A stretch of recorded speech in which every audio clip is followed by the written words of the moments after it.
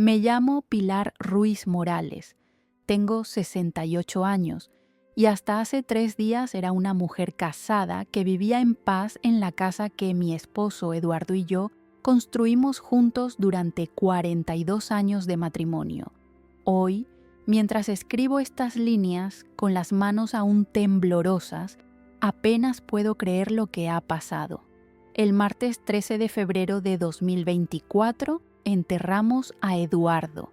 Mi querido Eduardo Ruiz Mendoza, 70 años, se fue después de una larga batalla contra el cáncer de páncreas que lo consumió durante casi un año. El funeral fue hermoso, lleno de flores blancas como a él le gustaban, y por primera vez en meses sentí que podía respirar un poco mejor. Pensé que lo más difícil había pasado. Qué equivocada estaba.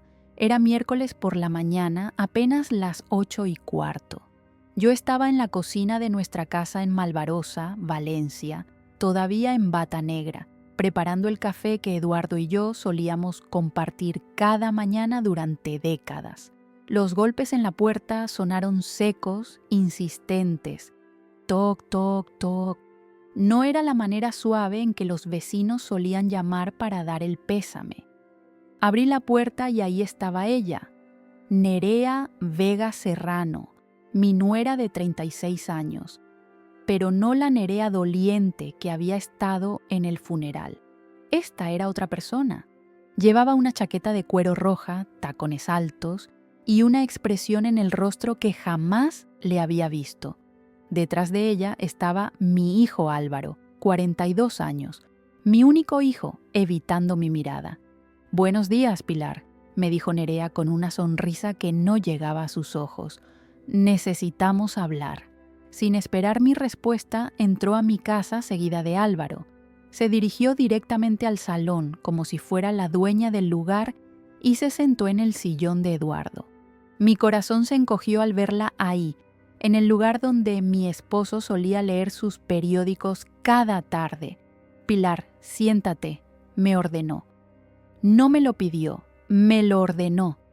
Me quedé de pie junto a la puerta del salón, sosteniendo mi taza de café con las 2 manos, para que no notaran cómo me temblaban. «¿Qué es lo que quieren?». Nerea cruzó las piernas y se acomodó mejor en el sillón. «Mira, Pilar, vamos a ser directas. Esta casa es demasiado grande para una persona sola. Tú ya no puedes mantenerla y nosotros necesitamos más espacio para Mateo». Mateo, mi supuesto nieto de 6 años, el niño de ojos claros que desde pequeño me había parecido diferente, pero nunca me atreví a decir nada. «La casa es mía», logré susurrar. «Eduardo me la dejó a mí». Álvaro finalmente habló, pero sin mirarme a los ojos. «Mamá, Nerea tiene razón. No puedes vivir sola aquí. Es muy grande, muy cara de mantener. Los 280 metros cuadrados, el jardín, los gastos. He vivido aquí 42 años, Álvaro. Aquí naciste tú, aquí creciste, aquí nada», me cortó Nerea bruscamente. «Escúchame bien, Pilar. Te vamos a dar 2 opciones muy simples. O nos entregas esta casa y te mudas a una residencia de ancianos que ya hemos visitado en Alcira, muy bonita, muy cómoda. O nosotros nos encargamos de que te ingresen por tu propio bien. Tienes 68 años, acabas de enviudar. Claramente no estás en condiciones de tomar decisiones importantes». Las palabras me golpearon como bofetadas. Sentí que las piernas me flaqueaban. ¿Cómo puedes decirme eso? «Álvaro, ¿vas a permitir que tu esposa me hable así?». Mi hijo se removió incómodo en su asiento, pero asintió lentamente. «Mamá, es lo mejor. En la residencia estarás cuidada, tendrás compañía. Nosotros te visitaremos cada semana». «Cada mes», corrigió Nerea con frialdad. «Los fines de semana son para la familia». Me quedé ahí, de pie, sintiendo cómo el mundo se desmoronaba bajo mis pies. Esta era la misma mujer que durante 7 años me había llamado Mamá Pilar, que me traía flores en mi cumpleaños, que me pedía consejos de cocina. este era mi hijo, el niño que yo cargué en brazos, que cuidé cuando tenía fiebre, que defendí cuando otros niños se burlaban de él en el colegio. Tienes una semana para decidir, continuó Nerea, levantándose del sillón. El lunes que viene queremos tu respuesta. Y Pilar se detuvo en la puerta y me miró con esos ojos fríos. No se te ocurra pensar en abogados o cosas raras. Ya hemos hablado con gente que entiende de estos temas. Una viuda mayor, recién enviudada, claramente en estado de shock. Sería muy fácil demostrar que no estás capacitada para tomar decisiones. Se fueron sin más. Álvaro murmuró un «perdón, mamá», casi inaudible antes de cerrar la puerta tras él. Me quedé sola en mi salón, todavía sosteniendo la taza de café que ya se había enfriado. El silencio de la casa se sintió diferente, amenazante.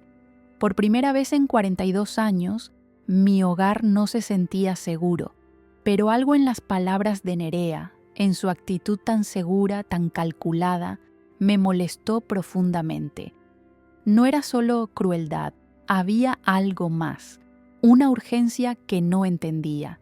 ¿Por qué tanta prisa? ¿Por qué este ultimátum justo después del funeral? Esa noche, mientras caminaba por la casa vacía, recordé las últimas palabras que Eduardo me había susurrado en el hospital.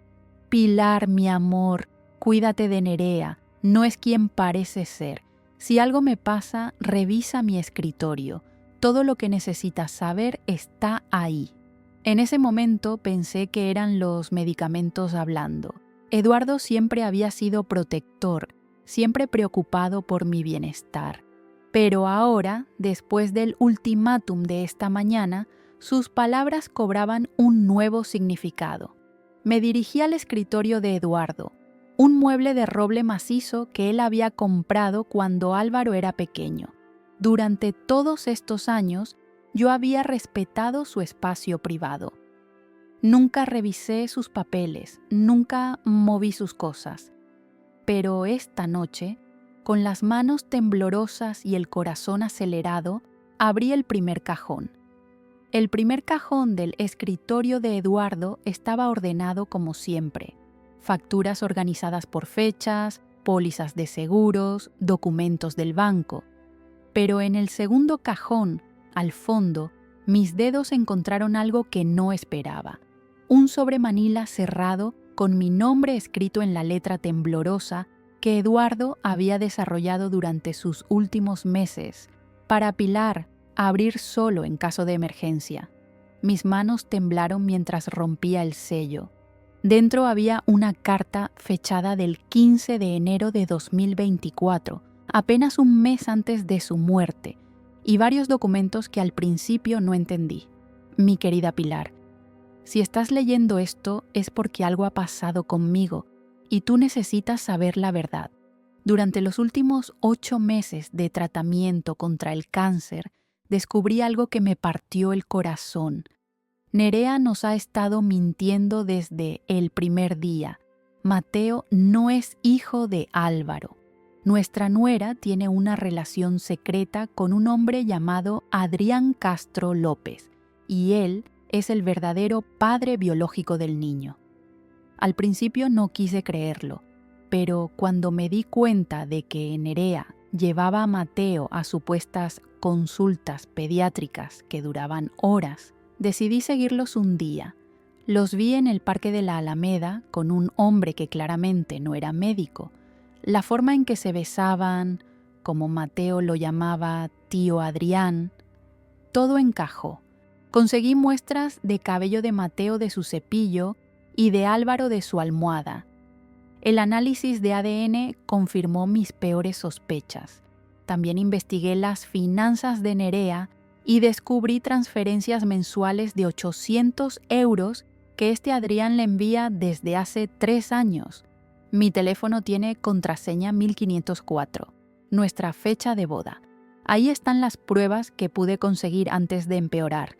Perdóname por no decírtelo antes, pero quería estar completamente seguro antes de destruir la vida de Álvaro. Cuídate mucho, mi amor. Y cuando llegue el momento, no dejes que te pisoteen. Tu esposo que te ama eternamente, Eduardo. Las lágrimas empañaron mis ojos mientras releía cada palabra. Mi Eduardo, luchando contra la muerte y cargando con este terrible secreto para protegerme. Respiré profundo y revisé los documentos adjuntos. El primero era un resultado de análisis de paternidad del Laboratorio Genético Martínez en Valencia, fechado del 12 de octubre de 2023. Probabilidad de paternidad entre Álvaro Ruiz Torres y menor en vez 0%, excluido como padre biológico. El segundo documento contenía fotografías que me helaron la sangre. Nerea en el Parque de la Alameda, abrazando a un hombre moreno de unos 38 años. Otra foto mostraba al mismo hombre cargando a Mateo mientras mi nieto, o quien yo creía que era mi nieto, se reía feliz en sus brazos. Las fechas estampadas, septiembre de 2023. Pero el tercer documento fue el que más me impactó. Extractos bancarios de la cuenta corriente de Nerea que Eduardo había conseguido de alguna manera. Transferencias mensuales de exactamente 800 euros desde Adrián Castro López hacia Nerea Vega Serrano todos los días 15 de cada mes, durante los últimos 36 meses consecutivos. Con las manos aún temblando, busqué el teléfono de Eduardo en su mesa de noche. La contraseña 1504 funcionó inmediatamente.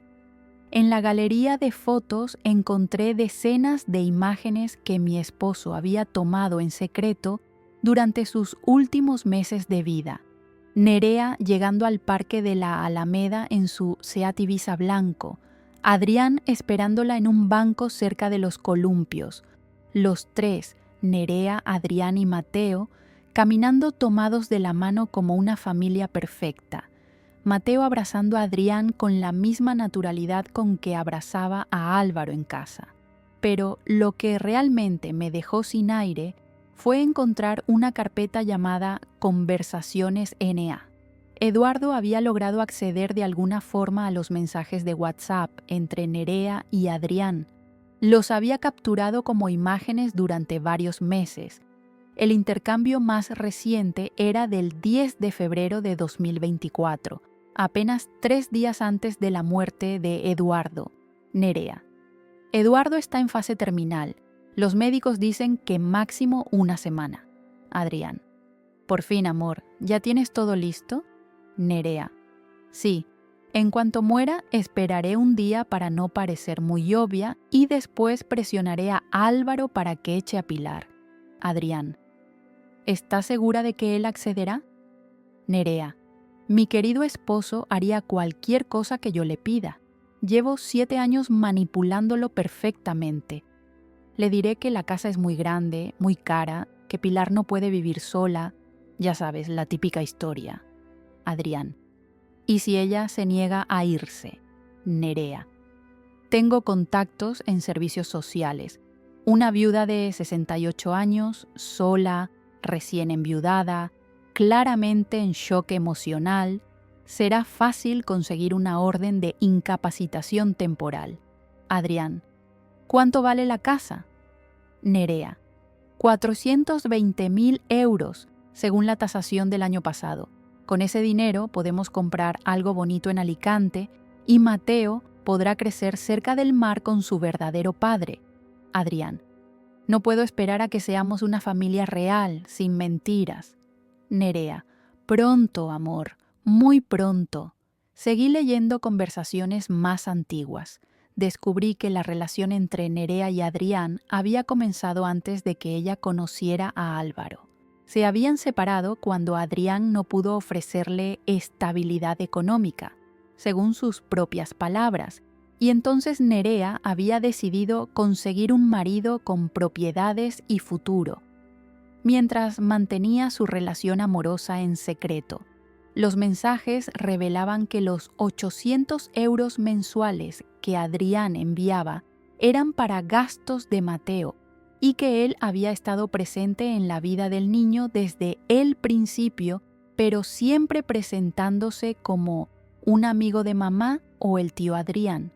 Encontré también un audio grabado por Eduardo, aparentemente durante una llamada telefónica que Nerea hizo desde nuestra casa, mientras mi esposo fingía estar dormido por los medicamentos.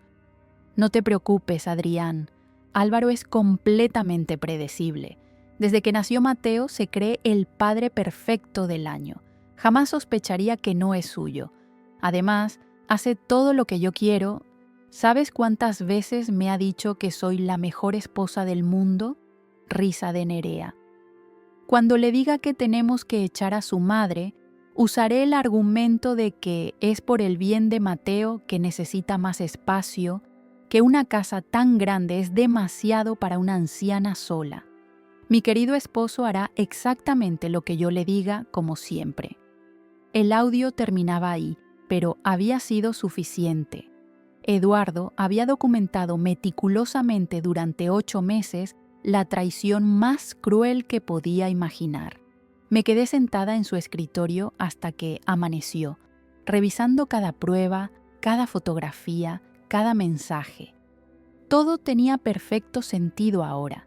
Las ausencias de Nerea, sus mentiras sobre las actividades de Mateo, su prisa por conseguir la casa después del funeral. Pero lo que más me dolía era pensar en mi pobre Álvaro. 7 años creyendo que era padre, amando a un niño que no era suyo, casado con una mujer que lo veía solo como un medio para conseguir estabilidad económica, mientras se burlaba de él con su verdadero amor. Al mirar por la ventana y ver salir el sol sobre el Mediterráneo, supe que tenía una decisión que tomar. Eduardo me había dejado todas las herramientas necesarias para defenderme. Ahora dependía de mí decidir cómo usarlas. Tomé el teléfono y marqué un número que encontré en la agenda de Eduardo: Javier Mendoza, abogado. Era jueves por la mañana. Nerea me había dado una semana de plazo. Era hora de planear mi respuesta. El viernes por la mañana, a las 9 en punto, estaba sentada frente al escritorio de Javier Mendoza Castillo, abogado especialista en derecho familiar y sucesorio. Su oficina, en la calle Colón, tenía esa elegancia discreta que me dio confianza inmediatamente.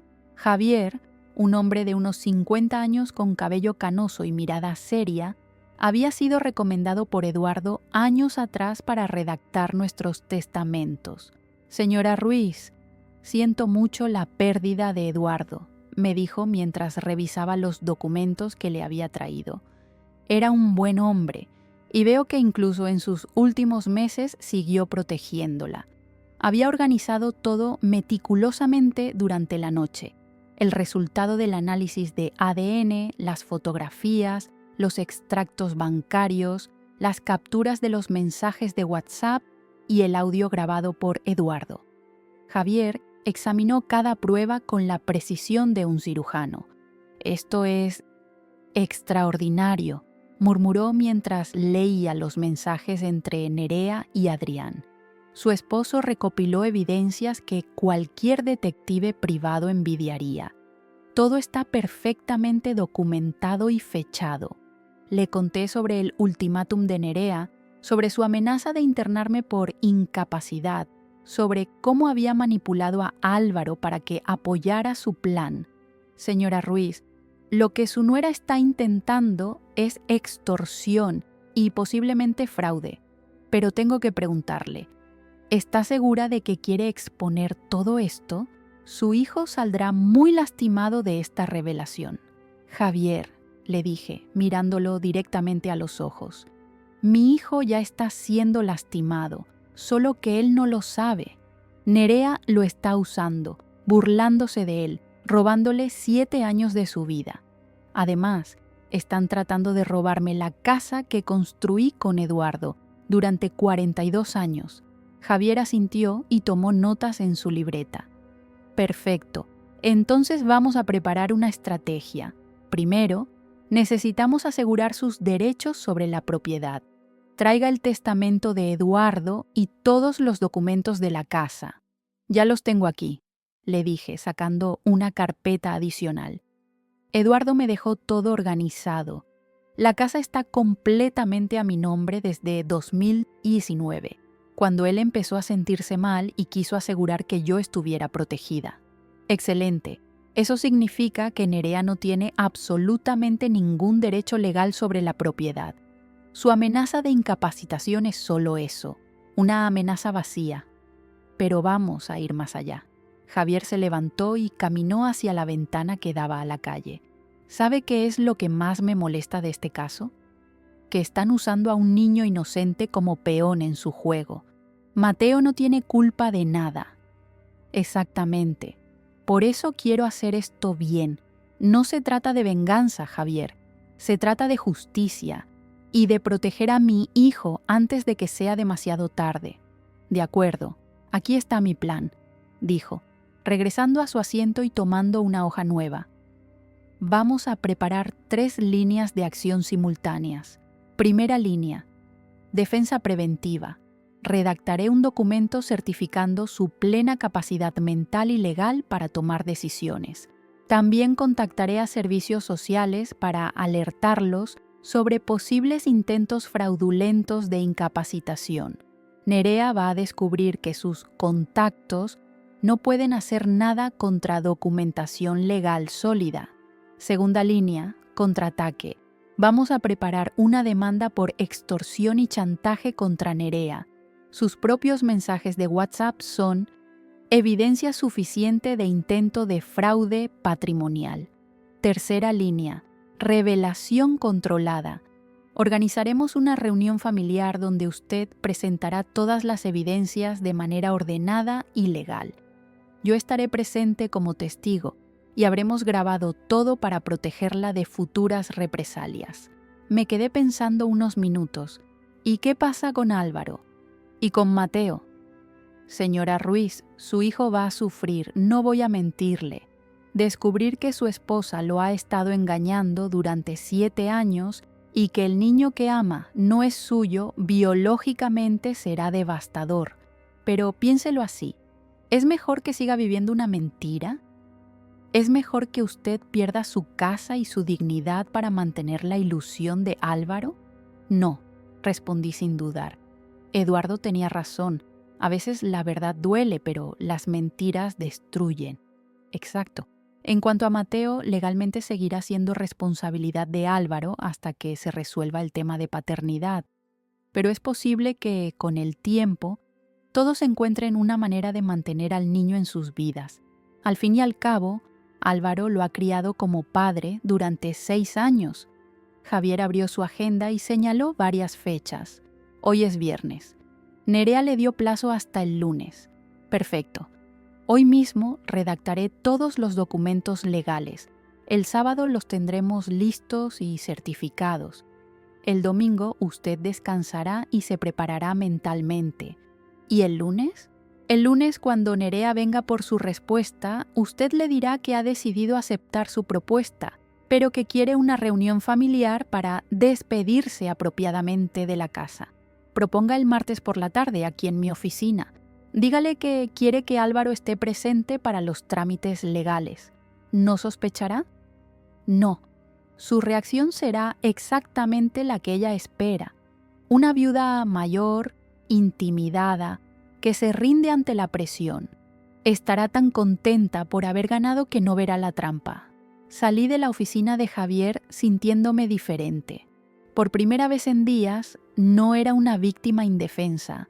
Era una mujer de 68 años con un plan, respaldado por las pruebas meticulosas que mi amado Eduardo había recopilado para protegerme. Esa tarde, mientras preparaba la cena en mi cocina, quizás por última vez en muchos días, según el plan, pensé en los próximos pasos. Nerea creía que me tenía acorralada. Álvaro pensaba que estaba haciendo lo correcto. Pero ni ella ni él sabían lo que Eduardo había descubierto. El sábado por la mañana, Javier me llamó para confirmar que todos los documentos estaban listos. También me dio una noticia adicional. había contratado a un investigador privado para verificar algunos detalles sobre Adrián Castro López. Pilar, va a interesarle saber esto. Adrián trabaja como comercial en una empresa de seguros en Alicante. Gana aproximadamente 2.100 euros al mes. Esos 800 euros que le envía a Nerea representan más de un tercio de su salario. Este hombre realmente ama a su hijo y está haciendo sacrificios económicos importantes para mantenerlo. ¿Eso cambia algo? Cambia mucho. Significa que cuando todo salga a la luz, Adrián probablemente va a querer asumir la custodia completa de Mateo. Y también significa que Nerea no solo engañó a su hijo sobre la paternidad, sino que ha estado recibiendo dinero del verdadero padre, mientras Álvaro pagaba todos los gastos del niño. Esa información me tranquilizó de alguna manera. Mateo no era solo el producto de una aventura casual. Era un niño amado por su verdadero padre, que había estado presente en su vida desde siempre, aunque en secreto. El domingo pasé todo el día organizando mis pensamientos y preparándome para lo que vendría. Revisé una última vez todas las pruebas, practiqué lo que le diría a Nerea el lunes y, sobre todo, traté de prepararme emocionalmente para ver el dolor en los ojos de Álvaro cuando descubriera la verdad.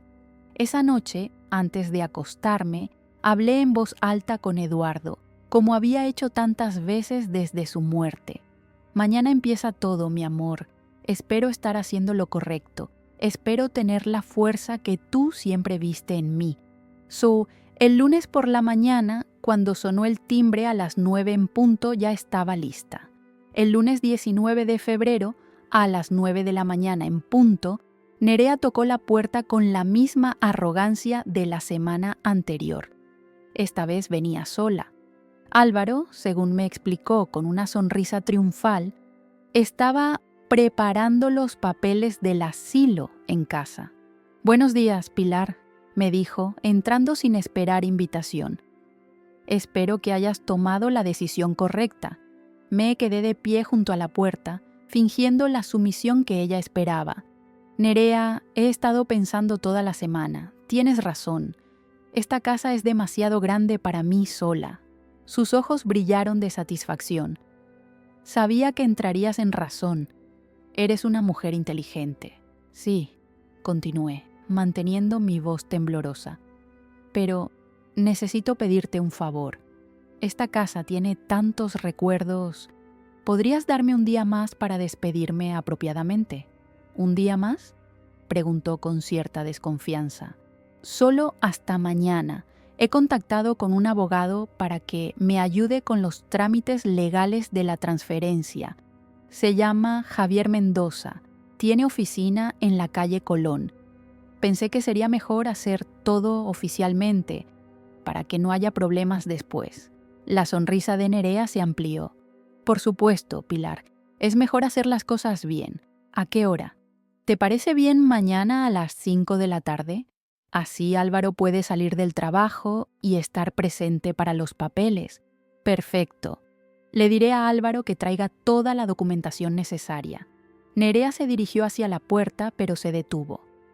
«Pilar, has tomado la decisión correcta. Vas a estar mucho mejor en la residencia, ya lo verás». «Estoy segura», murmuré cerrando la puerta tras ella. En cuanto se fue, llamé a Javier para confirmar que todo estaba preparado para el martes. Él había organizado su oficina como una pequeña sala de conferencias, una mesa grande, sillas para todos y, discretamente, una cámara de video para grabar toda la sesión. «Pilar, ¿está lista para esto?», me preguntó por teléfono. «Más lista que nunca, Javier. Eduardo no recopiló todas esas pruebas para que yo me acobardara ahora». El martes 20 de febrero llegué a la oficina de Javier una hora antes de la cita. Repasamos una última vez todos los documentos y la secuencia en que los presentaríamos. Javier había preparado copias certificadas de todo: el análisis de ADN, las fotografías, los extractos bancarios, las capturas de pantalla de los mensajes de WhatsApp. Recuerde, Pilar, me dijo mientras organizaba los papeles. Deje que yo dirija la reunión. Usted solo presente las pruebas cuando yo se lo indique. Y mantenga la calma, sin importar cómo reaccionen. A las 5 en punto exactas, Nerea y Álvaro llegaron a la oficina. Mi hijo llevaba una carpeta con papeles que supuse eran los documentos del asilo. Se veía nervioso, evitando mi mirada como había hecho la semana anterior. «Buenas tardes», los saludó Javier profesionalmente. «Soy Javier Mendoza, abogado de la señora Ruiz. Por favor, tomen asiento». Nerea se acomodó en su silla con aire de propietaria. «Perfecto. Espero que esto sea rápido. Ya tenemos todo organizado para el traslado de Pilar». «Por supuesto», respondió Javier. «Pero antes de proceder con cualquier trámite, necesito aclarar algunos aspectos legales importantes. ¿Trajeron la documentación que les solicitó la señora Ruiz?». Álvaro puso su carpeta sobre la mesa. «Aquí están los papeles de la residencia en Alcira y los documentos para la transferencia de la casa». Javier tomó los papeles y los revisó brevemente. «Interesante. Veo que han sido muy eficientes en sus preparativos». Levantó la mirada hacia Nerea. «Señora Vega, ¿podría explicarme exactamente por qué considera que la señora Ruiz no puede vivir independientemente?». Nerea se removió en su asiento. «Bueno, es obvio. Tiene 68 años. Acaba de enviudar. Vive sola en una casa enorme. Claramente no está en condiciones de tomar decisiones importantes». «Ya veo». Javier tomó una hoja de su escritorio. «Porque tengo aquí un certificado médico y psicológico, fechado de ayer, que confirma que la señora Ruiz tiene plenas facultades mentales y está perfectamente capacitada para tomar cualquier decisión legal». El rostro de Nerea se tensó ligeramente. Eso no cambia nada. La casa es demasiado grande para ella». «Tiene razón», intervino Javier. «La casa es grande. 420.000 euros según la tasación más reciente, ¿verdad?». Nerea palideció. ¿Cómo sabe ese dato?» «Oh, sabemos muchos datos interesantes. Por ejemplo…». Javier tomó la primera carpeta. «Sabemos que usted ha estado planeando esta operación desde hace meses». Puso sobre la mesa las capturas de pantalla de los mensajes entre Nerea y Adrián. Álvaro se inclinó para leerlos y vi cómo su rostro cambiaba gradualmente de confusión a horror. ¿Qué es esto?», murmuró mi hijo. «Son conversaciones de WhatsApp entre su esposa y un hombre llamado Adrián Castro López», explicó Javier calmadamente. «Conversaciones donde planean exactamente lo que está pasando ahora». Álvaro leyó en voz alta con la voz quebrada. «Álvaro es completamente predecible. Hará exactamente lo que yo le diga, como siempre». Levantó la mirada hacia Nerea. «¿Esto es real?». Nerea intentó levantarse, pero Javier la detuvo. «Por favor, permanezca sentada. Aún no hemos terminado». Saqué la segunda carpeta y puse sobre la mesa las fotografías de Nerea con Adrián en el parque. «Álvaro», le dije suavemente, «hay algo más que necesitas saber». Mi hijo tomó las fotos con manos temblorosas. En ellas se veía claramente a Nerea besando a Adrián, abrazándolo, caminando con él y con Mateo como una familia. ¿Quién es este hombre?», preguntó Álvaro, su voz apenas un susurro. «Es el verdadero padre de Mateo», respondí, poniendo el resultado del análisis de ADN frente a él. El silencio que siguió fue ensordecedor. Álvaro leyó el documento 1, 2, 3 veces. Vi el momento exacto en que la realidad lo golpeó. Sus hombros se hundieron, sus manos comenzaron a temblar y una expresión de dolor absoluto se extendió por su rostro. «No», murmuró. «No, esto no puede ser cierto». «Lo siento mucho, hijo», le dije con lágrimas en los ojos. Papá lo descubrió antes de morir. Por eso me dejó todas las pruebas. Álvaro se volvió hacia Nerea, que había estado en silencio durante toda la presentación. ¿Es cierto? ¿Todo esto es cierto? Nerea finalmente habló, pero su voz había perdido toda la arrogancia. Álvaro, yo puedo explicarte. ¿Es cierto?, gritó mi hijo, poniéndose de pie violentamente. Sí, susurró Nerea. Pero tú no entiendes. ¿Que no entiendo? Álvaro tomó los extractos bancarios de la mesa. No entiendo que este hombre te ha estado enviando 800 euros cada mes mientras yo pagaba todos los gastos de Mateo. No entiendo que me has estado engañando durante 7 años. No entiendo que has estado planeando echar a mi madre de su propia casa. Javier intervino profesionalmente. Señor Ruiz, si me permite, hay implicaciones legales importantes que debemos discutir. ¡No! Álvaro golpeó la mesa. No quiero discutir nada.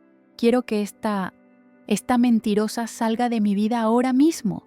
Se dirigió hacia Nerea con una furia que jamás le había visto. Recoge tus cosas.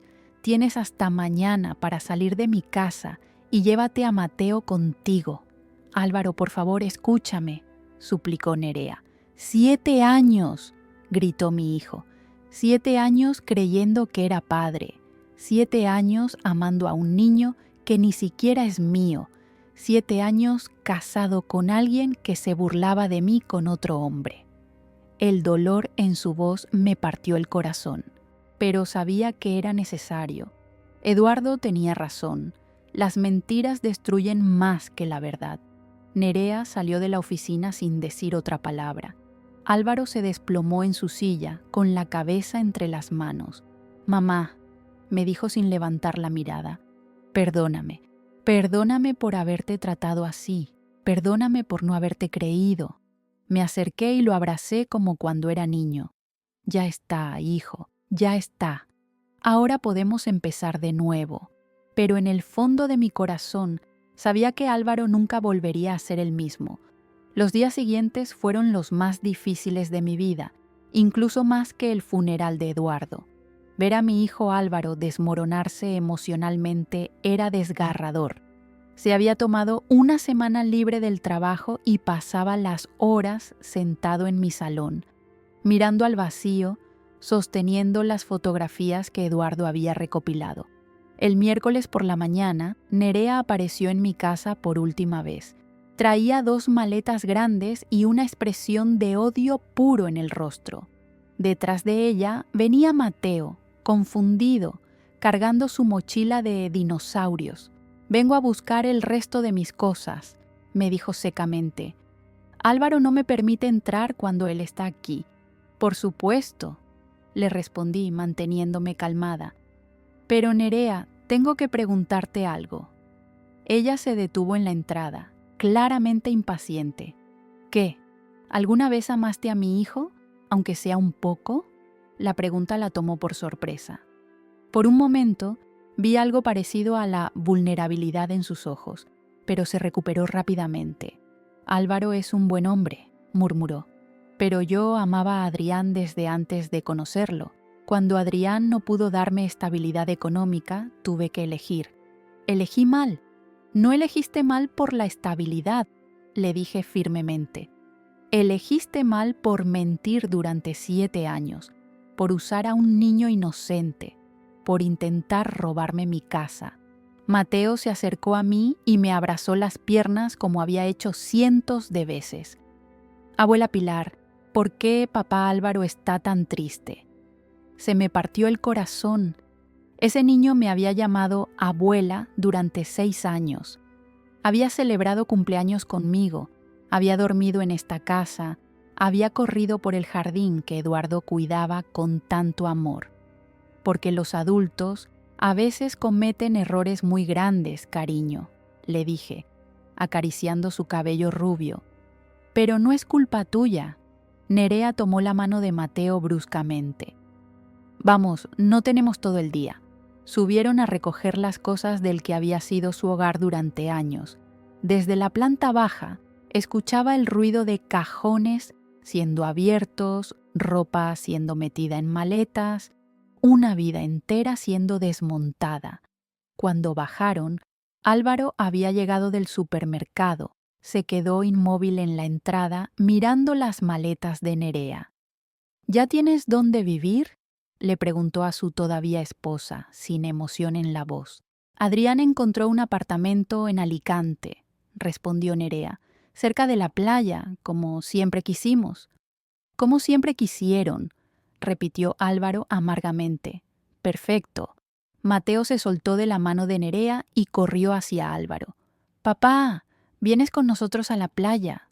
Vi cómo mi hijo se arrodilló y abrazó al niño con una intensidad desesperada. Lágrimas silenciosas corrían por sus mejillas. No puedo ir contigo, campeón, le susurró. Pero quiero que sepas que te amo mucho. Siempre te voy a amar. ¿Por qué no puedes venir? Álvaro miró a Nerea con una expresión que jamás le había visto, una mezcla de dolor y desprecio absoluto. Porque a veces las familias se rompen, Mateo, y no siempre es posible arreglarlas. Nerea tomó nuevamente la mano del niño. Vámonos ya. Pero antes de llegar a la puerta, Álvaro habló una última vez. Nerea. Ella se volvió. Quiero que sepas que el divorcio va a ser inmediato y sin negociación. No vas a recibir ni un euro de mi parte. La custodia de Mateo es legalmente mía hasta que Adrián haga los trámites de reconocimiento de paternidad. Y si alguna vez intentas acercarte a mi madre otra vez, te juro que presentaré cargos criminales por extorsión. Álvaro, no he terminado. Su voz se volvió más fría. Durante 7 años, pagué cada euro de los gastos de Mateo mientras su verdadero padre te enviaba dinero para gastos extras. Quiero una lista detallada de todo ese dinero. Mi abogado se encargará de que me lo devuelvas. Nerea palideció. No tengo. Tienes 20.000 euros en gastos no declarados, Nerea. Entre las transferencias de Adrián y lo que yo pagaba, estabas cobrando doble por el mismo niño. Eso se llama fraude económico. No dijo más. Nerea salió de la casa llevándose a Mateo, que se volvía para mirarnos desde el coche con confusión y tristeza. Cuando el sonido del motor se perdió en la distancia, Álvaro se desplomó en el sofá donde Eduardo solía leer sus periódicos. «Mamá», me dijo con voz quebrada, «siento como si hubiera perdido todo. Mi matrimonio, mi hijo, mi vida entera era una mentira». Me senté junto a él y tomé su mano. «No has perdido todo, hijo. Has recuperado tu dignidad, has recuperado la verdad y me has recuperado a mí. Pero Mateo, ese niño era mi mundo. Durante 6 años fue mi hijo, y siempre lo será en tu corazón», le dije suavemente. «El amor que le diste fue real, aunque la situación fuera falsa. Eso nadie te lo puede quitar». Durante las siguientes semanas, los trámites legales fueron rápidos y eficientes. Javier Mendoza se encargó de todo. El divorcio exprés, la demanda por los 20.000 euros defraudados, la transferencia de custodia a Adrián Castro López. 2 meses después, recibimos una carta de Alicante. Era de Adrián.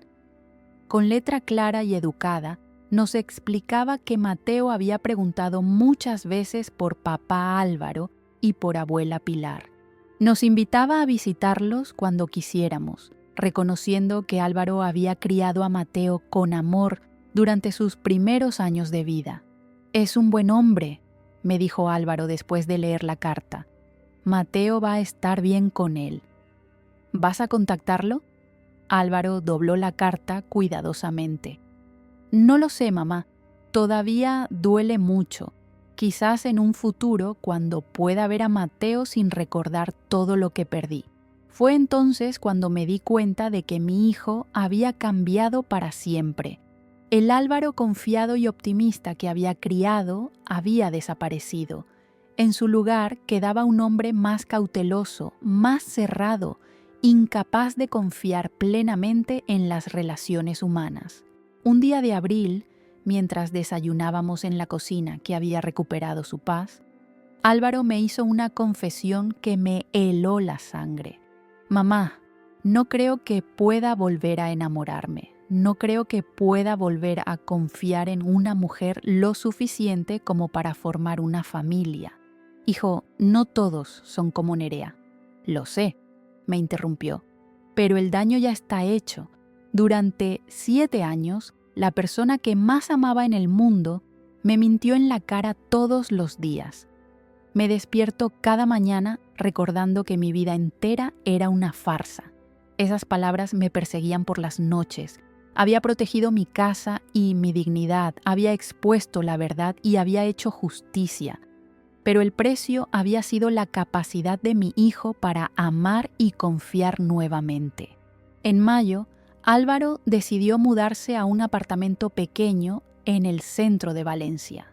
Necesito empezar de nuevo, mamá, y tú necesitas tu espacio. Esta siempre será tu casa, le dije mientras cargaba sus pocas pertenencias en el coche. Lo sé, y voy a venir a almorzar todos los domingos como papá hubiera querido. Y así lo hizo.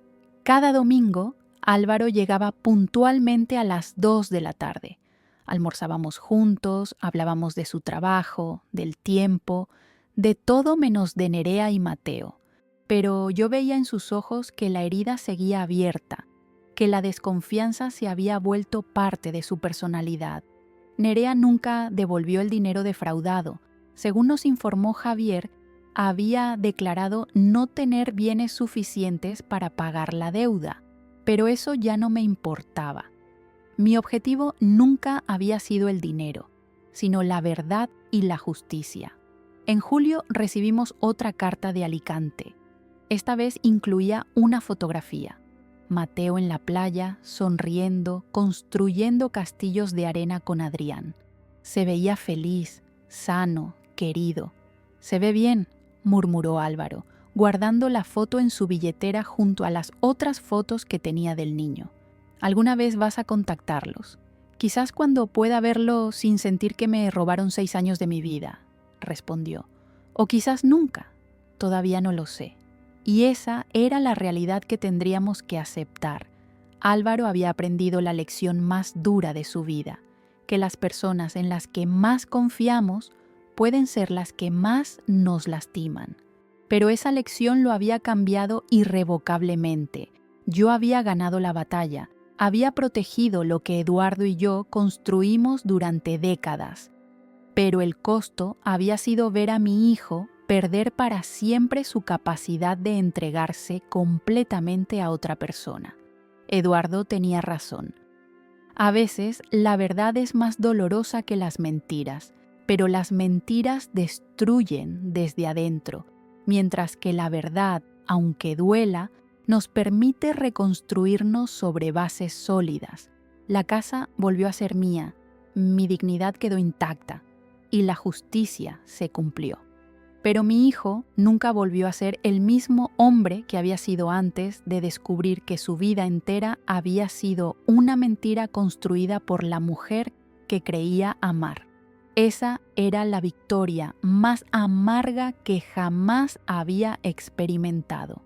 Han pasado 10 meses desde aquella tarde en la oficina de Javier Mendoza, cuando expuse la traición de Nerea. Mientras escribo estas líneas finales en el escritorio de Eduardo, puedo ver por la ventana el mar Mediterráneo que tanto amábamos, teñido por los colores del atardecer de diciembre. La casa está en silencio, pero ya no es el silencio amenazante de febrero, sino la paz serena de quien ha recuperado su lugar en el mundo. Álvaro acaba de irse después de nuestro almuerzo dominical. Como cada semana durante estos 10 meses, llegó puntualmente a las 2 de la tarde. Comimos juntos la paella que aprendí a hacer viendo a mi madre cuando era joven y hablamos de todo excepto de lo que más nos duele. Pero hoy fue diferente. Hoy, por primera vez desde febrero, vi algo parecido a una sonrisa genuina en sus ojos cuando me contó sobre una compañera de trabajo que le había invitado a tomar café. «No sé si estoy listo, mamá», me confesó, «pero quizás pueda intentar confiar otra vez». poco a poco. Le dije que Eduardo estaría orgulloso de él por atreverse a seguir adelante, por no permitir que la traición de Nerea lo convirtiera en un hombre amargo para siempre. Pero en el fondo sé que las cicatrices nunca desaparecerán completamente. Mi hijo aprendió de la manera más dolorosa que el amor puede ser un arma de doble filo.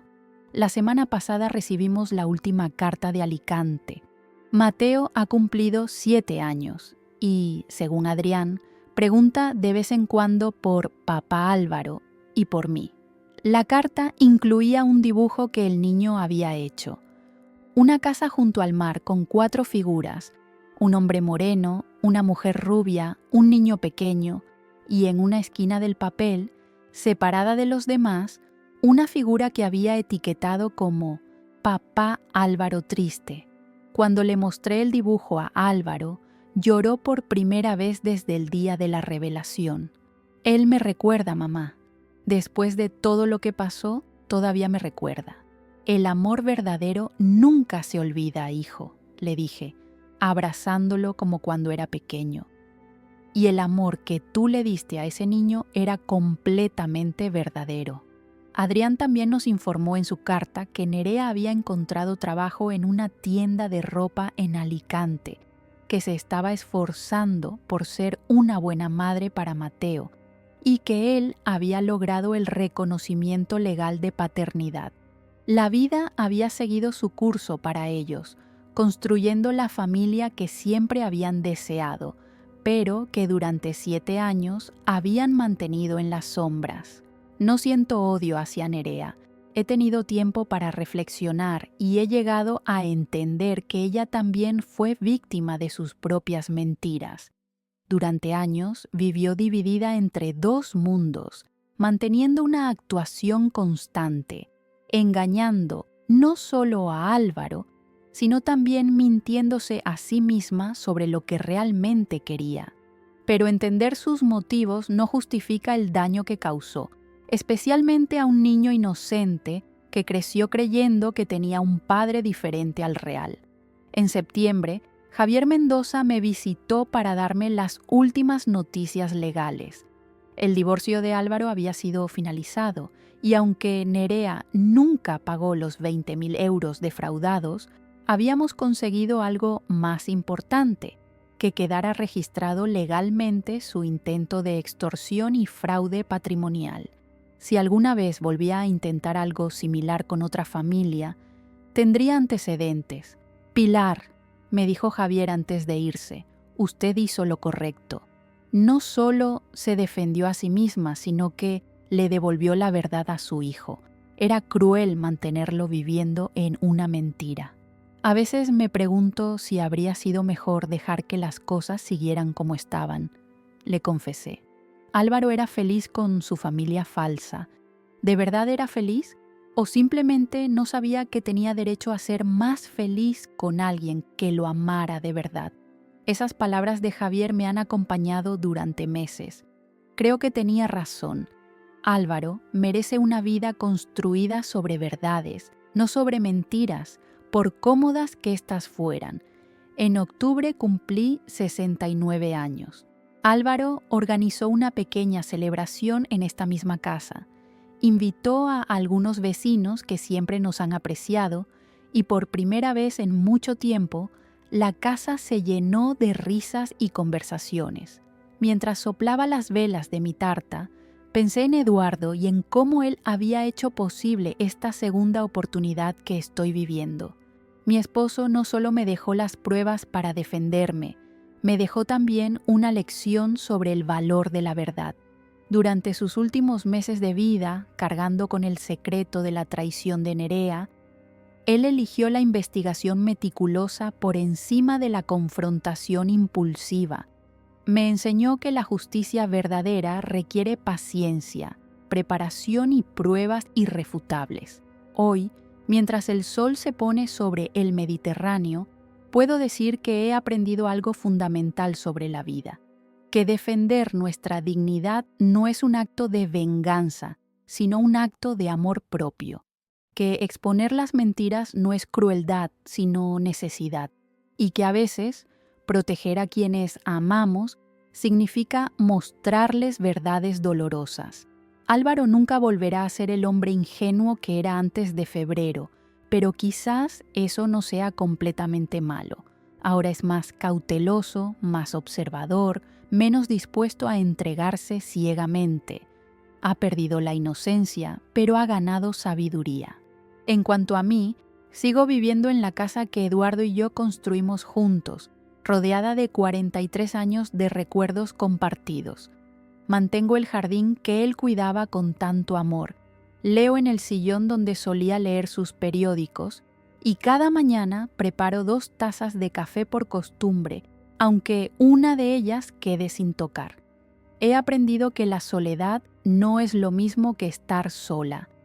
La soledad es estar rodeada de mentiras y manipulaciones, como estuve durante años sin saberlo. Estar sola es tener paz, dignidad y la certeza de que todo lo que me rodea es auténtico. A las mujeres que algún día puedan encontrarse en una situación similar a la mía, quiero decirles esto: no permitan que nadie las haga sentir que son un estorbo en sus propias vidas.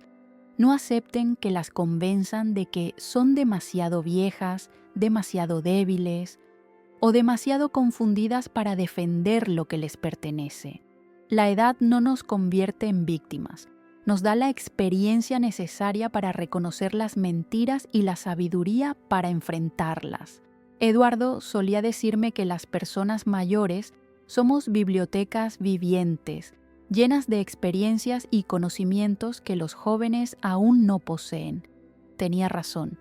Esa experiencia me permitió reconocer las inconsistencias en el comportamiento de Nerea, me dio la paciencia para investigar antes de actuar y me proporcionó la fortaleza para enfrentar la verdad cuando fue necesario.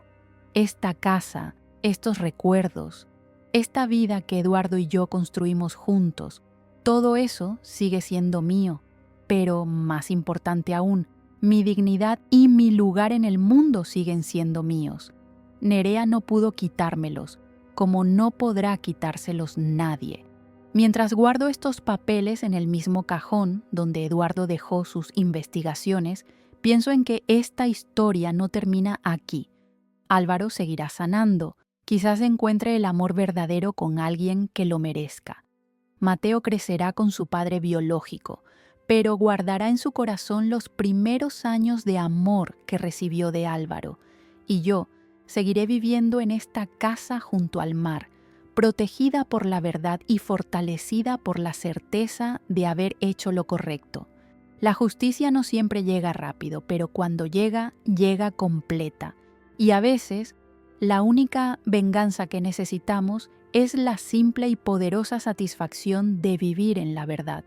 Eduardo, mi amor, tu última misión está cumplida, nuestra familia está a salvo, nuestra dignidad intacta, y tu legado de honestidad sigue vivo en cada decisión que tomo. Que esta historia sirva como recordatorio de que nunca somos demasiado mayores para defendernos, nunca es demasiado tarde para exigir la verdad, y nunca debemos permitir que otros escriban el final de nuestras propias vidas. La casa está en silencio otra vez, pero ahora es el silencio de la paz recuperada. Fin.